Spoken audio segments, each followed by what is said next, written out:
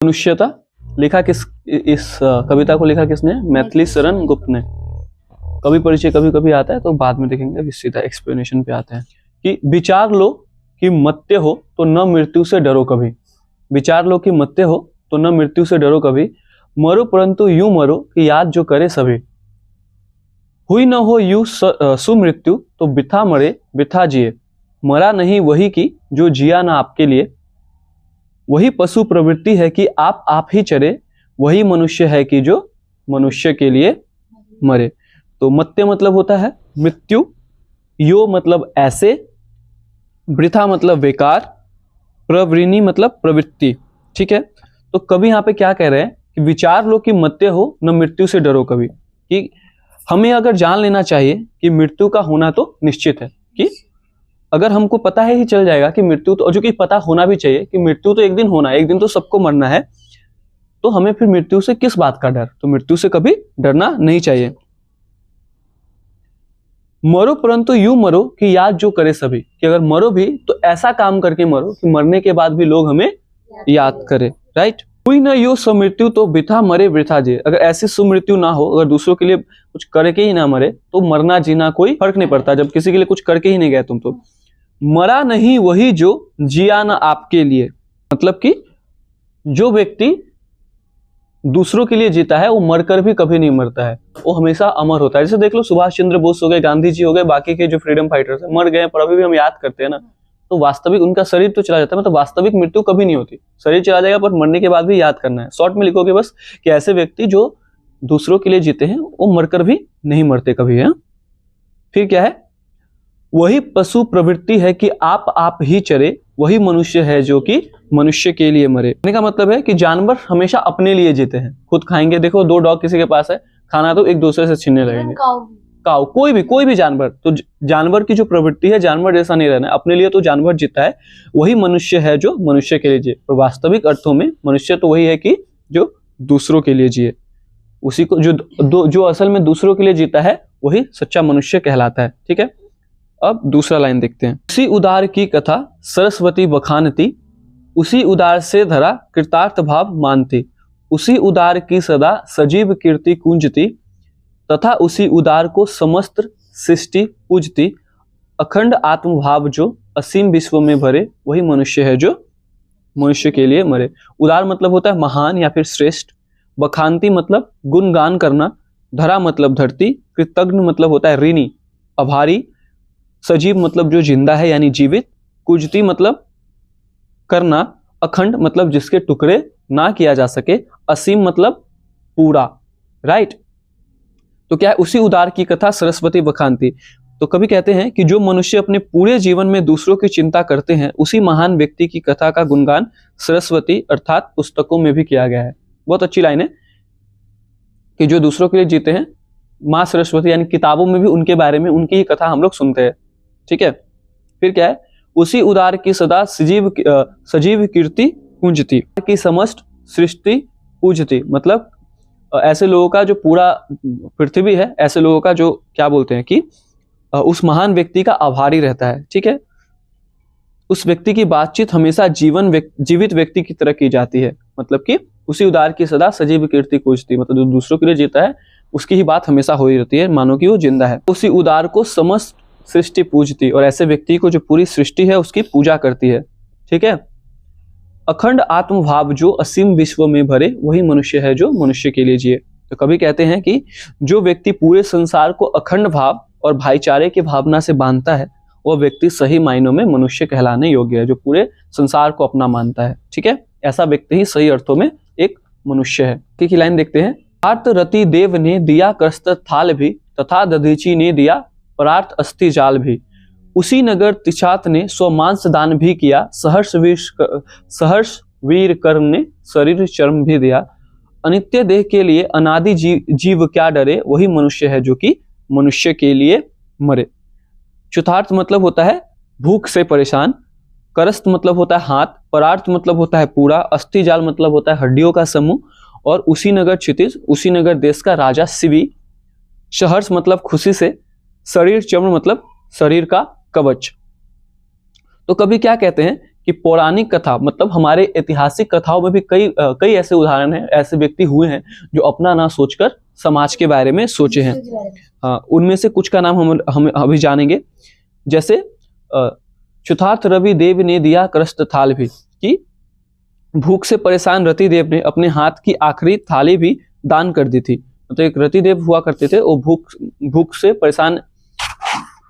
परेशान रति देव ने अपने हाथ की थाली भी दान कर दिया था। ठीक है, हाँ, हाथ की थाली मतलब खाना अपना। हाँ, महर्षि दधीची ने तो अपने पूरे शरीर की मतलब तथा दधीची ने दिया प्राण अस्थि जाल भी, मतलब कि दधीची जो थे वो तो पूरा अपनी अस्थि, पूरा शरीर की अस्थि दे दी। इंद्र भगवान का जो विपन है बताए थे ब्रज, वो दधीची के हड्डियों से बना है, तो मतलब लोक कल्याण के लिए अपना हड्डी तक दे दिया। ठीक है, फिर क्या है, उसी नगर क्षितिज ने स्वमांस दान किया, कि उसी नगर क्षितिज मतलब उसी नगर का जो एक राजा होते थे, उन्होंने दान में अपना पूरा वो क्या किया, अपना कबूतर की जान बचाने के लिए अपना पूरा शरीर का मांस दे दिए। एक कहानी छोटी सी सुनना जरूरी है, कि बताए थे एक तरफ कबूतर को रखा, एक तरफ अपना बोला कबूतर का जितना वेट है ना उतना मांस मैं अपने हिस्से दूंगा, बट एक एक करके सब चला गया, बट कबूतर ये भगवान उनकी परीक्षा ले रहे थे। ठीक है, उसके बाद क्या है, सहर्षवीर कर्ण ने शरीर चर्म भी दिया। महाभारत अगर देखे उस टीवी में पता है, जो कर्ण थे अपना शरीर का जो कुंडल और कवच होता है जो उनके शरीर से लगा हुआ था वो भी दान कर दिए थे। ठीक है, अनित्य देह के लिए अनादि जीव क्या डरे, वही मनुष्य है जो कि मनुष्य के लिए मरे। वही कहता है कि मनुष्य इस नश्वर शरीर मतलब ऐसा शरीर अनादि जीव, अनित्य देह मतलब ये शरीर तो एक दिन खत्म होना है ना, तो इसके लिए क्यों डरना, वही मनुष्य है जो हमेशा दूसरों के लिए जिए। राइट, चौथा लाइन पैरा सॉरी, सहानुभूति चाहिए महाविभूति है यही, वशीकृत सदैव है बनी हुई स्वयं मही, विरुद्धावाद बुद्ध का दया प्रवाह में बहा, विनीत लोक वर्ग क्या न सामने झुका रहा, आह वही उदार है परोपकार जो करे, वही मनुष्य है जो मनुष्य के लिए मरे। सहानुभूति मतलब होता है दया या करुणा, महाविभूति मतलब सबसे बड़ी संपत्ति, वशीकृत मतलब वश में करने वाला, और मही मतलब ईश्वर, और विरुद्धावाद मतलब खिलाफ होना। तो कवि क्या कह रहे हैं कि मनुष्यों के मन में क्या होनी चाहिए, दया होनी चाहिए और करुणा का भाव होना चाहिए। यही सबसे बड़ा धन है। सबसे बड़ा धन क्या है कि हमारे मन में दूसरों के लिए करुणा और दया है। स्वयं भगवान भी ऐसे लोगों के साथ रहते हैं जो जिनको मन में दूसरों के लिए दया और प्यार होती है। इसका सबसे बड़ा उदाहरण महात्मा बुद्ध है। लिखा है ना, विरुद्धवाद बुद्ध का दया प्रवाह में बहा, जिनसे लोगों का दुख नहीं देखा गया तो वे लोक कल्याण के लिए दुनिया के नियमों के विरुद्ध चले गए। बुद्ध भगवान ने क्या किया, जब मतलब सच को जानने के लिए घर वर छोड़ के चले गए। ठीक है, विनीत लोक वर्ग व्यथा न सामने झुका, आ उदार वही है जो परोपकार में जो करे, मतलब कि इसके लिए क्या पूरा संसार उसके सामने नहीं झुकता, अर्थात उनके दया व भाव परोपकार के कारण आज भी उनको याद किया जाता है, उनकी पूजा की जाती है। बुद्ध ने ऐसा किया तभी तो आज भी हम उनको याद करते हैं। महान उसको कहा गया है जो परोपकार करता है, वही मनुष्य कहलाता है जो मनुष्य के लिए जीता है। मतलब परोपकार, वही उदार है जो परोपकार जो करे, मतलब असली आदमी बोल रहा, मतलब वही महान है जो हमेशा दूसरों की सेवा करे। असली मायनों में तो वही सच्चा मनुष्य है। रहो न भूल के कभी मदाक्ष तुच्छ वित्त में, सनाथ जान आपको करो न गर्भ चित्त में, मतलब शरीर होता है चित्त मतलब। अनाथ कौन है यहाँ त्रिलोकनाथ साथ है, दयालु दीन बंधु के बड़े विशाल हाथ है, अतीत भाग्यवीन है अधीन भाव जो करे, वही मनुष्य है जो मनुष्य के लिए। मदात मतलब होता है घमंड, तुच्छ मतलब बेकार, सनाथ मतलब जिसके पास अपनों का साथ हो, अनाथ मतलब जिसका कोई ना हो, चित्त मतलब हाँ मन, त्रिलोकनाथ मतलब ईश्वर, दीन बंधु भी ईश्वर, अधीर मतलब उतावलापन, पेशेंस नहीं होता है। इसमें क्या कहते हैं, कभी क्या कहते हैं कि रहो ना भूल के कभी मदाच तुच्छ वित्त में, कभी भी अपनी संपत्ति अपने पैसों का घमंड नहीं करना चाहिए।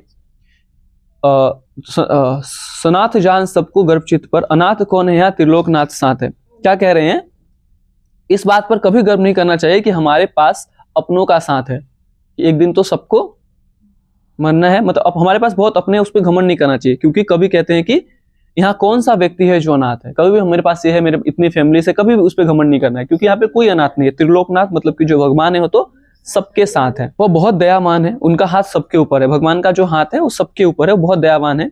कभी कहते हैं कि वह व्यक्ति भाग्यहीन है जो इस प्रकार का उतावलापन रखता है, जो उतावले हैं वो भाग्यहीन है, क्योंकि मनुष्य तो वही है जो कि मनुष्य के काम है। ये लाइन रिपीट है, दो और है। मनुष्य मात्र बंधु है यही बड़ा विवेक है, पुराण पुरुष स्वयं भू पिता प्रसिद्ध एक है, फलानुसार कर्म के अवश्य बाहरी भेद है, परंतु अंतरैत्य में प्रवाहभूत वेद है।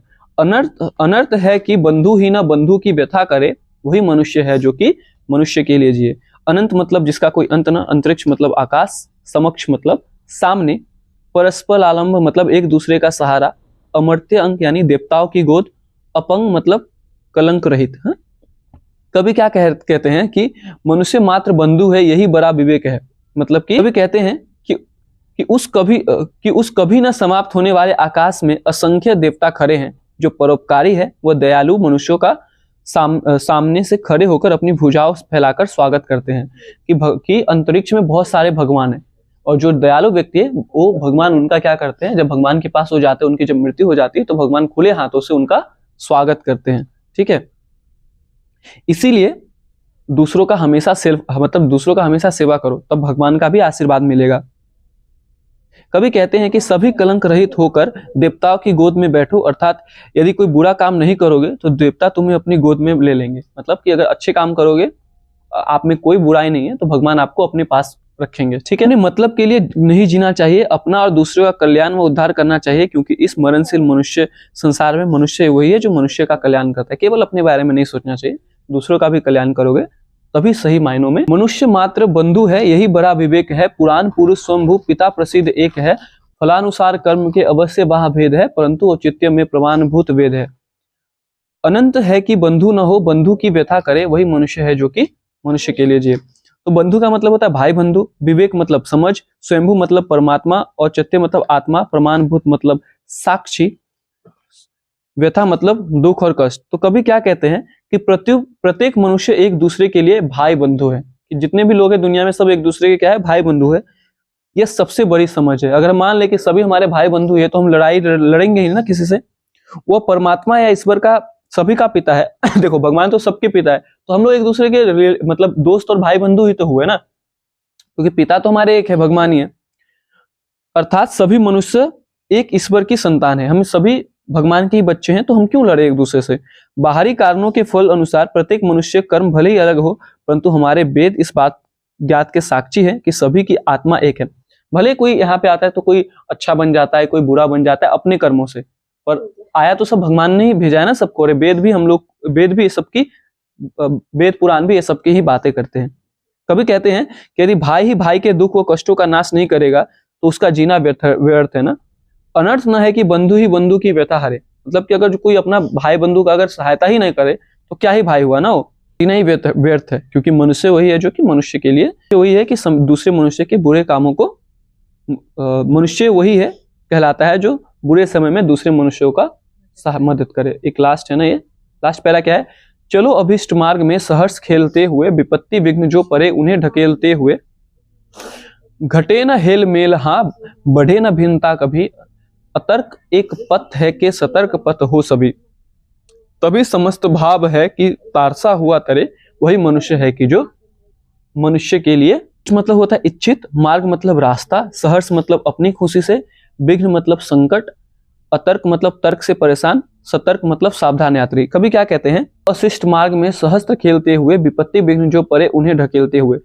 ये दो लाइन का मतलब क्या हुआ कि कभी कहते हैं कि मनुष्य को अपनी इच्छा से, कि हम जो अपने लिए जो रास्ता चुनते हैं उस रास्ते पर खुशी खुशी चलना चाहिए, भले ही रास्ते में कितनी भी परेशानी क्यों ना आए। ठीक है, हटाते हुए यानी उन्हें ढकेलते हुए आगे बढ़ते रहना चाहिए। घटे न हेल मेल हाँ बढ़े न भिन्नता कभी, कि मनुष्य को यह ध्यान रखना चाहिए कि आपसी समझ न बिगड़े और भेदभाव न बढ़े, कि एक दूसरे के साथ जो रिश्ते हो खराब ना हो और भेदभाव न बढ़े। तर्क एक पथ के सतर्क पथ हो सभी, बिना किसी तर्क वितर्क के सभी को एक साथ लेकर आगे बढ़ना चाहिए, बिना किसी के तर्क वितर्क करके सबको एक साथ लेकर चलना चाहिए। तभी यह संभव होगा कि मनुष्य दूसरों की उन्नति और कल्याण के साथ अपनी समृद्धि भी कायम करेगा। अगर हम बिना तर्क वितर्क न करके एक साथ चलेंगे तो एक दूसरे को समझेंगे और हम दोनों का विकास होगा।